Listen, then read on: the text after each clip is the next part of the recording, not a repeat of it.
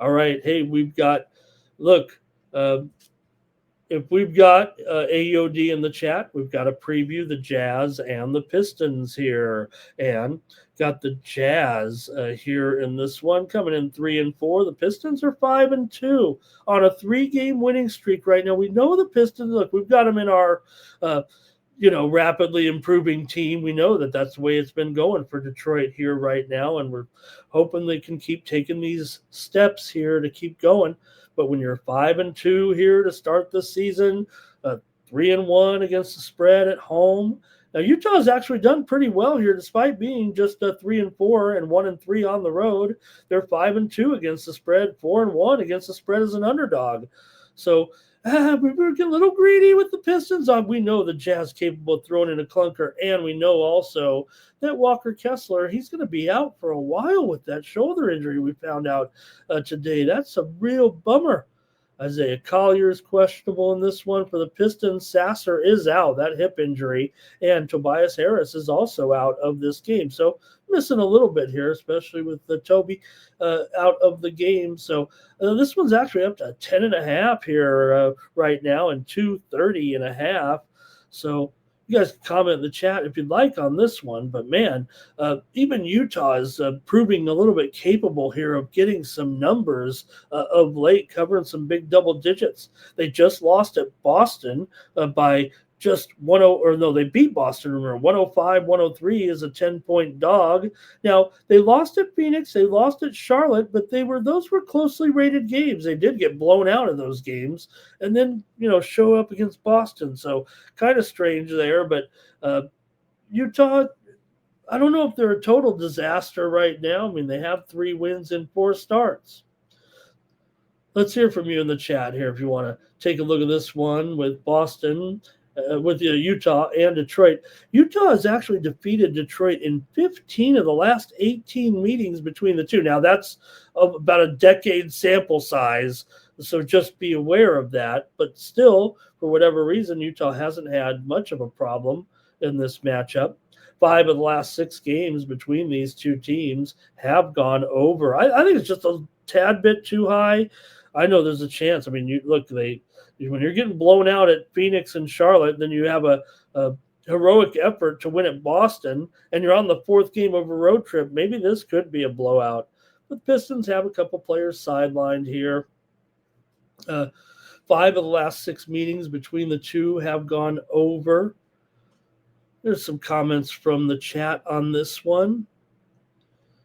And Timmy wants some steam, right? Yeah, Timmy, we never get any steam at this hour. Here. Detroit to cover says wrong.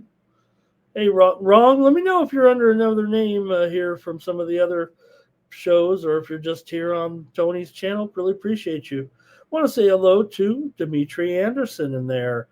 He likes Keontae. Man, George is just playing great, isn't he? He's got 20-point prop here. Mr. Westwood says, might take Utah money line. Yeah, but you know what?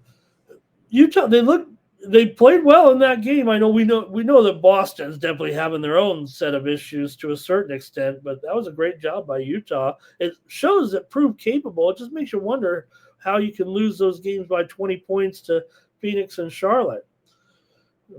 Maybe Detroit's just in better form than the Celtics. That's quite possible. Mr. Palachi. I'm going to start calling Mr. Palace because in the Palace. All right. And Mr. Westers likes a long season.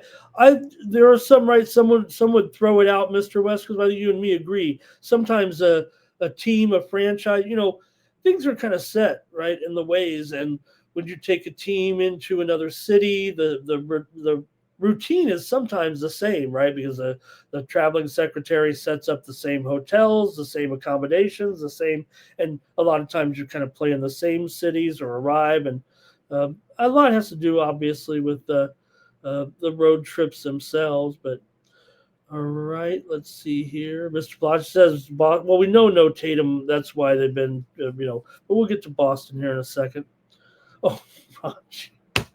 Of course, Ron. Duh. I mean, how could I not figure that out? Wrong. I want to say wrong. Wrong. Ron, you're never wrong. See? Mr. Palachi says that's what it stands for, is the Palace. So does that make Mr. Palachi a Pistons fan as well? David Safford is here. And Celtics will work it out. He says Adam Silver needs to fix the Celtics with something. All right, good job there. I'll go ahead. I'm going to try Utah here. Look, they're covering numbers. I want to give them the benefit of the doubt here. Wouldn't it be something if they get blown out? It's kind of weird. You'd be like, oh man, they get blown out by weak teams, and then, or I don't say weak, subpar teams maybe a little bit, and then they can beat only good teams. Detroit right now is a good team. I mean, nobody can argue that. They're playing pretty well here right now, and they really are a good inside defense, Detroit, aren't they? Thank you for watching. For more free pick videos, be sure to subscribe to our channel. And if you're looking for Ramon's best bets and his premium picks, be sure to click the link in the description to take you right over to Ramon's handicapper page at Tony'sPicks.com.